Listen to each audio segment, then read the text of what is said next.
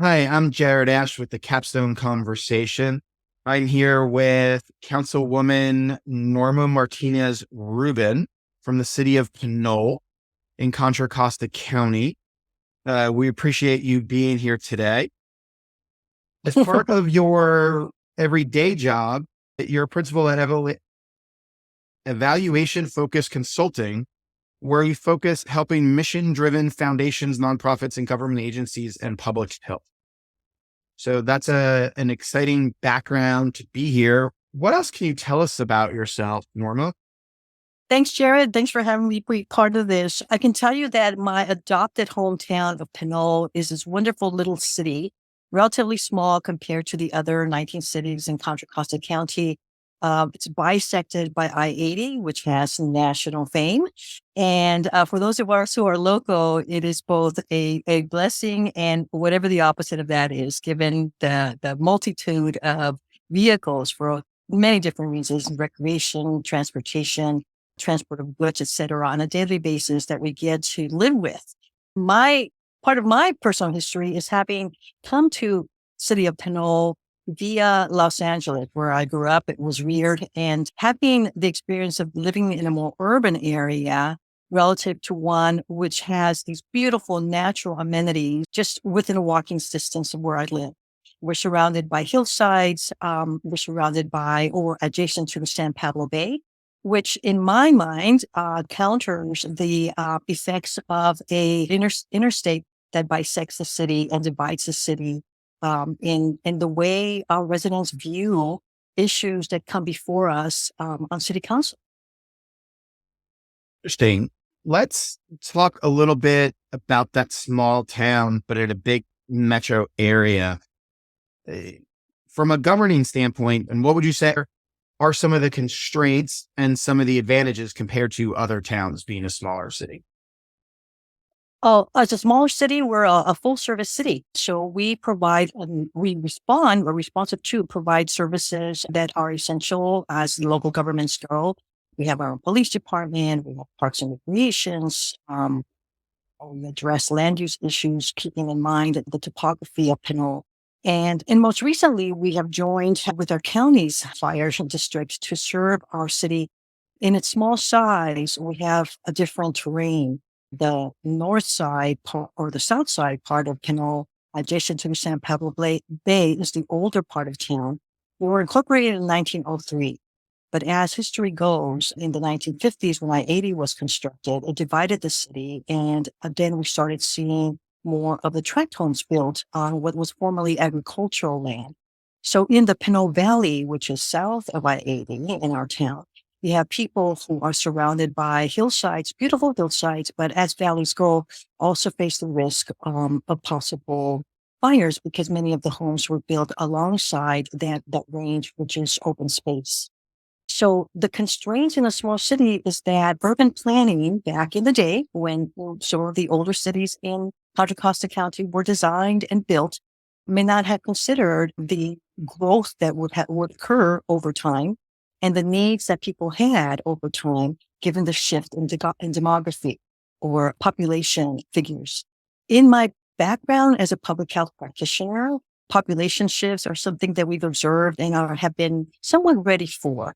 And however, we also have history in local government and more broadly state and federal that the response to this population shifts isn't always as quickly as we see the shifts occur. And so we've got residents that are here new to the city, have probably moved in within the past 5 years. We've also lost some going out of state because of the cost of living generally in the Bay Area. At the same time, we've got legacy residents who have been here since the 1950s, bought homes in the valley, and now their children and grandchildren occupy those homes. And so they are the new residents in the area. So we've got multi-generation living in the city. A combination of both perspectives from the times when people could feel really safe, having their kids run around without necessarily fearing that the trends in quicker and more rapid and perhaps even not so thoughtful driving habits have been created. We've seen more of that most recently as people probably feel both the tension and the need to get around quicker and faster, and as well the stress about what that's like in a city where most working folks, and we're talking about mid-career level, 30s, 40s, people who are in mid-level careers, um, have to commute into the urban areas from Pinole. About 20% of those, of our commuters have to find themselves driving anywhere from 10 to 24 miles away from Pinole for their occupations. That leaves a lot of opportunity for both pedestrians and regular walkers and the drivers, vehicles of different types, often in tension or in conflict with each other, which isn't something that those who founded the city with agricultural backgrounds necessarily looked or anticipated would have occurred in Pinole. It's interesting as you described, and that's a great description of Pinole, right? For the people who aren't so familiar with it. When I moved into my neighborhood, maybe almost 8 years ago, my neighbor was mid 90s and they were original owners and the houses were built in 1962. And within a year, I think that both people in the couple there had passed. And then their kids moved in for about 2 years, fixed it up, cleaned it up, and then they retired because they were, 70 already, and sold it to a young family, which I have. And you see that. And one of my biggest arguments, particularly around walking, is the sidewalks aren't ADA compliant in my neighborhood because they were grandfathered in. But where ADA compliance comes in isn't just wheelchairs, it's strollers, it's kids with bicycles. And that walkability matters in my neighborhood.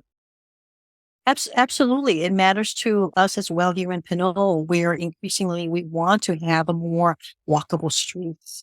And really, the city seems to have been designed for vehicle use, which was the case in the 50s and the 60s and into the 70s. Now we're finding a shift in that trend. And in my opinion, wonderful, because then that calls for attention to how the consequences of all that driving and that fuel use has affected our environment. And being one concerned about quality of air, quality of water, the basic necessities that humans require, means that we need to pay attention to that. And every little effort that one can do on an individual basis, additional to as a community of people who are conscientious about how their behaviors affect those around them and their environment is absolutely necessary. We have those, comparable extremes, as it seems to me, where you live. We've got younger family members or family households, as well as the more senior households. And then somewhere in between there are your people who are beginning their careers or students. We have this high school that was built originally in 1967. But as time went by and it deteriorated, it was renovated and rebuilt actually and reopened as a beautiful, almost like mini college campus in 2019.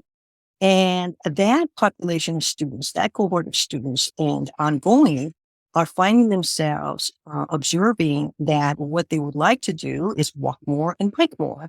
But yeah, we're not necessarily ready for that. As a city council member, we look forward to having the regional support. You asked me about the constraints of a small city. Many of the publicly funded sources of support for those large transportation infrastructure projects, like attending to sidewalks, like attending to street surfaces, like complying with ADA, that would help support the greater walkability as well as bicycle riding and even scooters, require that we identify needs on a regional basis. And so it's incumbent upon us as council members to have ongoing ears and eyes out for that kind of opportunity to work along with our regional associations and organizations to be able to bring in the larger funding for those kinds of projects that really require more than just the funding, but as well the staff to initiate and monitor the project until fruition, until they're completed. That's good. That's good. It talks about how Pinole is planning ahead to that changing demographic and some of the stuff that's going on within the city. Add to that, how are the businesses and the local economy changing? You have a city that you talked about is changing in age a bunch, as well as people who commute a fair distance. Talk about how that's impacting local businesses and everything there. I'm catching my breath to to think about how I will start this. So let's talk about the small businesses. So small businesses as a group, a collected group of taxors, are really not the ones that generate the revenue into a city like ours. It's more the national brands, the regional brands that are out there that are housed in commercial areas that were set aside for that purpose, for revenue via taxes. We also welcome new development commercially. I'm thinking it while I was on the planning commission. So up until 2018 and 5 and 10 years prior was when we were looking at reviewing plans for the kind of commerce that eventually came to our city that brings people from out of town and allows us to have taxes as a primary source of revenue. Now, the smaller businesses, the mom and pop, the family-run businesses are definitely there in the part that we love to call a historic old town. That part of the town, however, needs a lot of traffic, a lot of foot traffic, to get our share of vehicle traffic, especially when I-80 closes down for one reason or another. And that seems to be an alternate route to get from one area to another. But as far as generating revenue, that is not the area that really is going to solve our issues of needing additional revenue for those larger infrastructure projects. Those kinds of small businesses continually need support. As small business owners know, capitalization and ongoing support for their business growth is often necessary and needed in order to maintain the business and to continue innovating and offering new services. I'd like to believe that 3 years from now, when our own city has done more outreach and developed relationships with the current owners of small businesses, many of them which are retail and food services, that the kinds of products that are offered there, the kinds of menus, if you will, that are offered there reflect the diversity that is reflective of our town and the Bay Area itself, which is attractive. We are, as a city, among the top 10 most ethnically diverse cities in the state of California. That is reflective of demographic shifts in the state.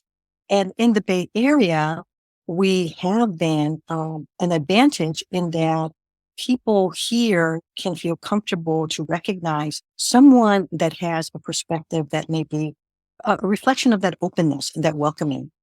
On the other hand, or the flip side of that, I can't ignore as well that small businesses are among the ones, sole proprietorships, for example, and family-run businesses are among the ones that don't necessarily have the capitalization that's required for growth or for readiness to build together a business district, let's say, which is going to continually generate revenue for the city for the good of all of the businesses in the district. So what can the city do to help those business owners get more of that foot traffic, as well as just evolve their businesses that you're talking about? What we can do is attempt again and again, and I'm not sure that we got it just right, but we are opening up for input, public feedback on what that area in the part of town that gives it its character, gives Pinole its character. There are a number of buildings there that are housed in structures that were built at the turn of the century, and that we're talking about late 1800s, 1900s even, prior to I-80 being built.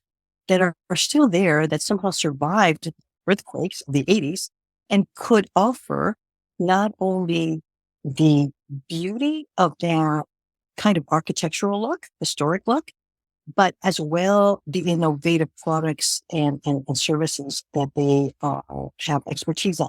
So what the city can do is talk up the value of preservation and historic amenities that are there as part of the culture that is Pinole. It is part of its uniqueness. It's part of the history of the area. Being part of that doesn't mean that we are looking backward. It means that we're appreciating something. Think of the European cities where they don't necessarily destroy things. They build upon what is there as a foundation, and they continue to innovate. And so they become contemporary with that classic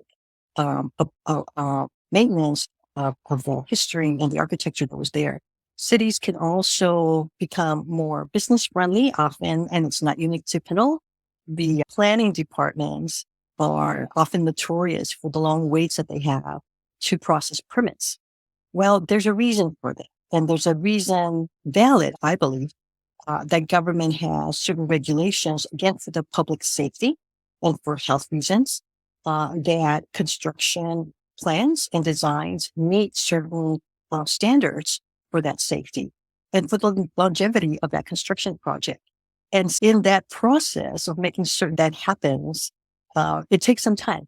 And it takes time between one reviewer and another reviewer.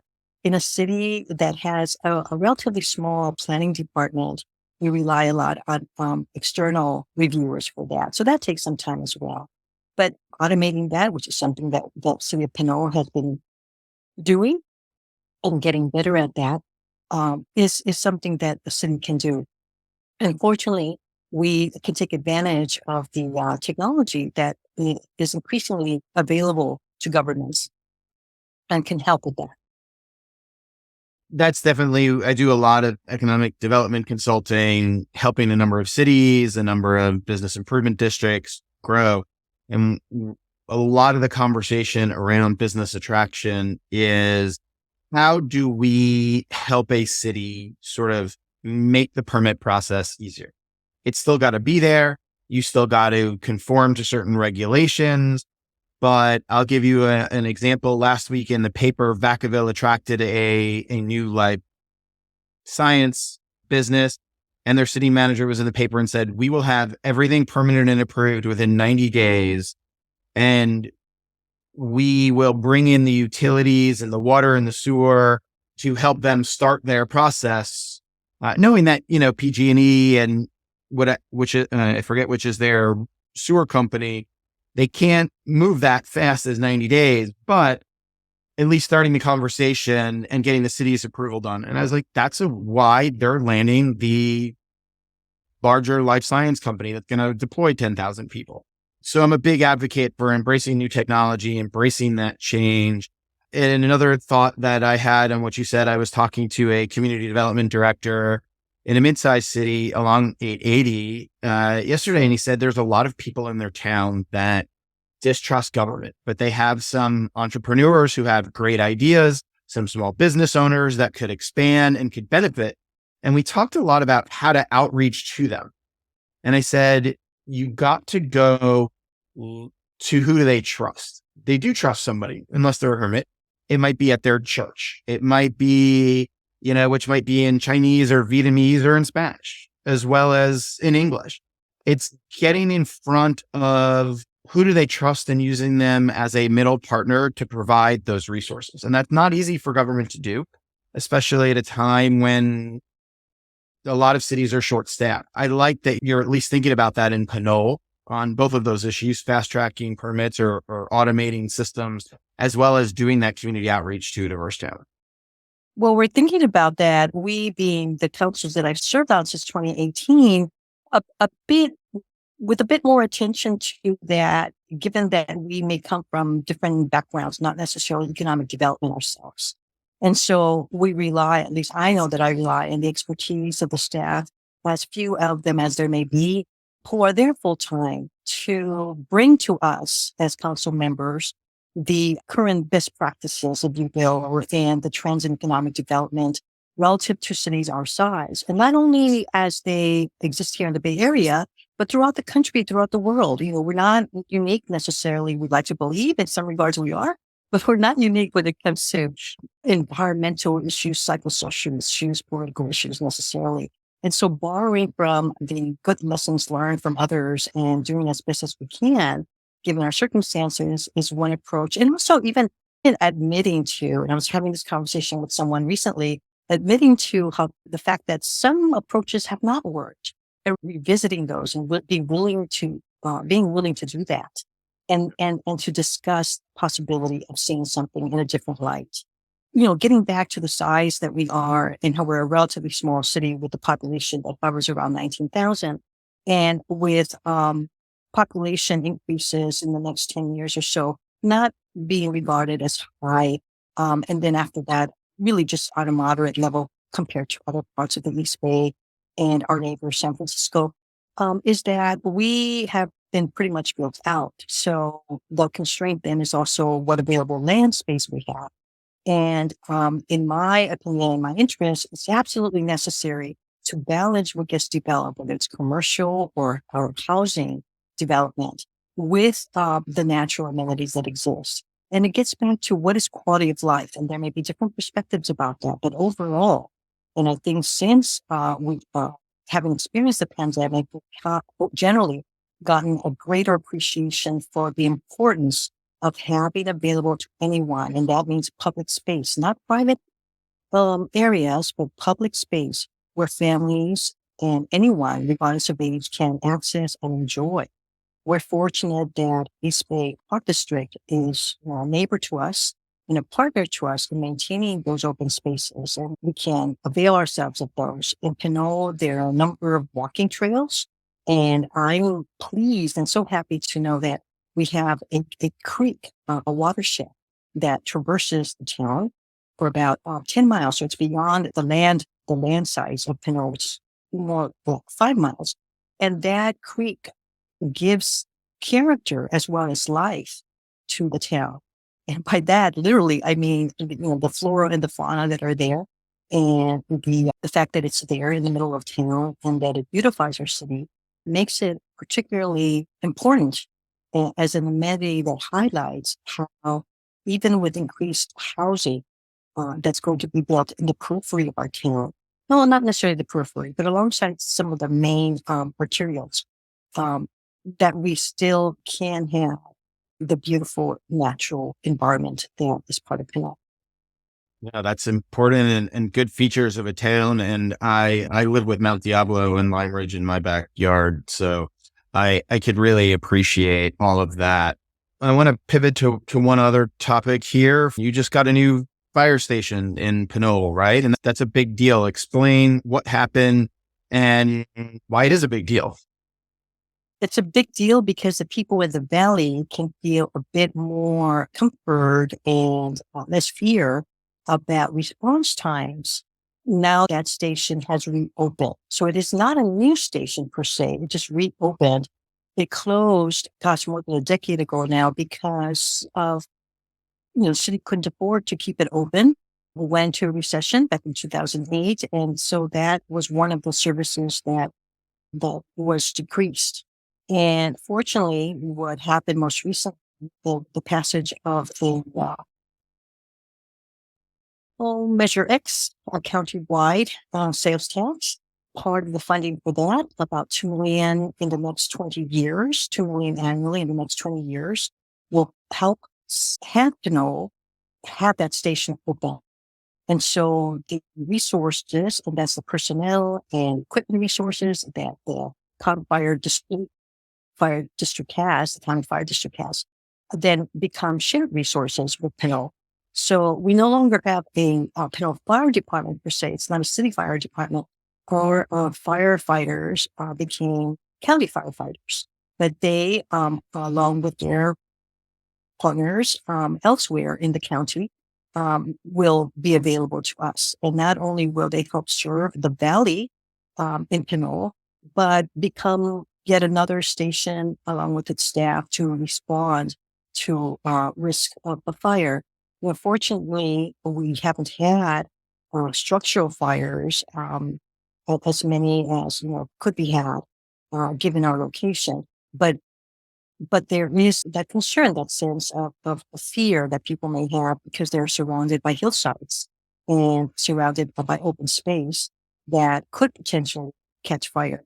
I happen to live about 2 blocks away from a reservoir atop a hill that even Mud maintains. And with a small brush fire along one of those hillsides, it can be really scary to start seeing the increased smoke and think about how quickly fire can travel and cross from that, where it starts onto residential areas. And because, again, for different reasons over time, and as well just the way nature goes, if we can count on anything beyond death and taxes, we can certainly count on weeds. And unfortunately, those weeds ever, present, especially in the high extreme weather that we have, hot weather that augments the possibility of brush fires. We'd like to be able to do something or know that we have a responsive firefighting team available to us. That's great. Good to hear, and good news for the city of Pinole and its residents in the future for fire safety. You talked about a couple of events coming up in Pinole. I would like you to just mention them briefly, and then we're going to put them in the show notes for anybody who would like more information about how to attend and everything. Oh, thank you. Thank you, Jared, for this, because this announcing these and you promoting them has us all take advantage of the beauty that I've been alluding to that surrounds Pinole and other cities as well along the shoreline. On Saturday, October 14th in the evening from 6 to 10 at the Family Life Center at Valley Bible Church at 1477 Willow Avenue in Hercules, we, the Pinole Historical Society, are commemorating the 200th anniversary of the 1823 El Pinole grant to retired Mexican soldier Ignacio Martinez. Back to the Rancho is a theme of this year's Pinole History Museum fundraising dinner, and you can get more information at the Pinole History Museum website. And ongoing for the past 14 years, this will be the 15th year that the Pinole Historical Society and the City of Pinole organize and honor our servicemen and women at an annual event, and also have the flag retirement ceremony. And if you've never participated in the flag retirement ceremony, it's really eye-opening and very moving, both a solemn occasion as well as a festive occasion, and certainly an opportunity to honor the servicemen and women that allow us to do the work that we do. Awesome. Great. Anything else on Pinole that you want to share or talk to us that we may have missed during our conversation? I think I got excited about the Veterans Memorial Flag Retirement Ceremony, and I didn't mention the date and time. Saturday, November 11th at 11 a.m. at Fernandez Park, which is for 595 Tenant Avenue. And we're going to put that in the show notes and link to it so everybody can get more information there. Thank you. Beyond those annual events, looking into the long term and getting back to what Pinole has been assessing as needs and planning for eventual projects that come to fruition and help build our local economy, as well as housing availability at different affordability levels. I invite, as a member of the council, and I think I share this with my fellow council members, invite future residents to Pinole, people who wonder, where is Pinole? It's a beautiful little town, a little gem that we'd like to hold precious and feel that it welcomes people and who haven't been through. It's more than just a little city bisected by I-80. It's got a nice blend of residential, bit of commercial services and retail to help meet just basic local needs. It's a quiet and safe town. So come visit Pinole. We appreciate you shopping in Pinole. And as well, if you are an entrepreneur, you need to mention that. There is room for that kind of growth here. In fact, one of our consultants offered that as a recommendation that we invite more of that, because that kind of work, entrepreneurship in the areas of IT, for example, or communications or business services are continuing to be needed. Either, they were pre-COVID, they are post-COVID, they will continue to be needed as we get shift the way the work is done, while at the same time having people build careers in their own settings, in their own homes, in their own small businesses that can also contribute to the economy of their own town. I like that. That says a lot about Pinole and just the way you're thinking and welcoming entrepreneurs. And I appreciate that as somebody who focuses on business growth and economic development. I think that attitude from city leadership is just important and a great community mindset. So we appreciate your time today. We're here with Councilwoman Norma Martinez Rubin from the great small city of Pinole off the I-80, which we learned a lot about today. So thank you for your time today. Thank you, Jared.